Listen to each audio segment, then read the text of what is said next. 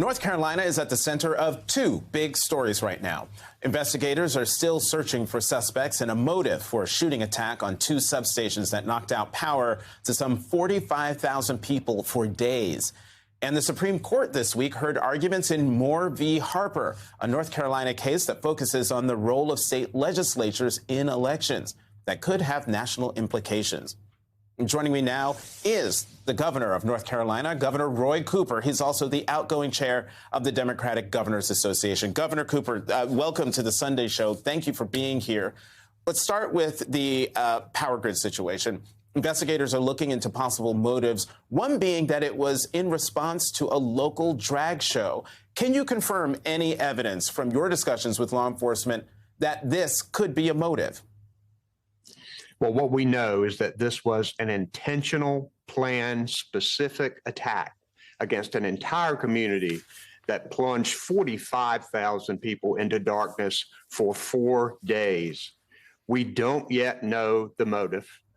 Of course, I am deeply disturbed about the rising threats, intimidation, and violence against the LGBTQ community, not only in North Carolina, but across the country.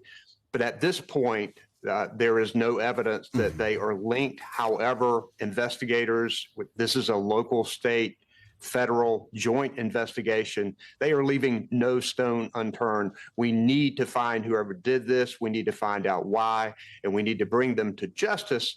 But we also need to step it up when it comes to protecting our infrastructure. Mm-hmm. You, in addition to calling it this attack, all the things that you just mentioned, adjectives, you also said it was a criminal attack. So regarding the level of threat in this attack, why shouldn't this be considered domestic terrorism? Do we need a domestic terrorism law? Well, it could very well be a domestic terrorism situation. It depends on the definition of the crime. What we know is the effect of what occurred here. What we know is that there should be extensive punishment for someone who did this, and we need to make sure that we are protecting our electric grid from terrorism, from these kinds of acts. I had conversations with Homeland Security Secretary Mayorkas the other night. There are thousands of these substations across the country. We need to make sure that this kind of thing doesn't happen again. It is unacceptable. And also, in the little bit of time that we have left, let's talk about the Supreme Court case, Moore v. Harper, originated in your state. Tell everyone why this case is so important. Well, you know, the Donald Trump formula is if you don't like the result, tear off the piece of the Constitution that you don't like.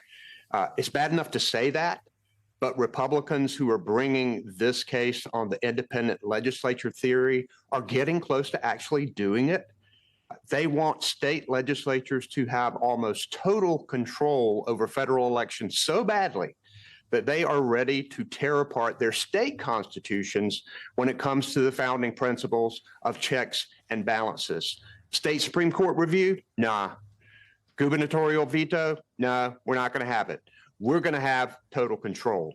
And when you look at the history of North Carolina's Republican legislature with the extreme, technologically diabolical partisan gerrymandering, look at taking away same-day registration, a voter ID law that's so strict that even a college ID at UNC won't work, taking away provisional ballots for people who come into the wrong precinct, shortening early voting hours, targeting certain populations to make sure that it's harder for them to vote because they don't think they're going to vote for them.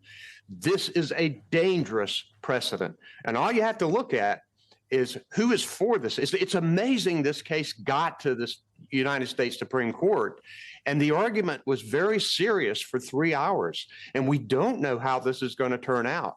But constitutional scholars, a bipartisan array of public officials, even conservative, the co-founder of the Federalist Society, Judge Ludig, they've all come out against this. Who's for it? The Republican National Committee, the same group of Republican attorneys general who always do partisan things to try to change the law, and John Eastman, who obviously was Donald Trump's attorney, who used this theory to try and make sure that he could get presidential electors changed. This is a dangerous thing. Let's hope that the United States Supreme Court does the right thing here.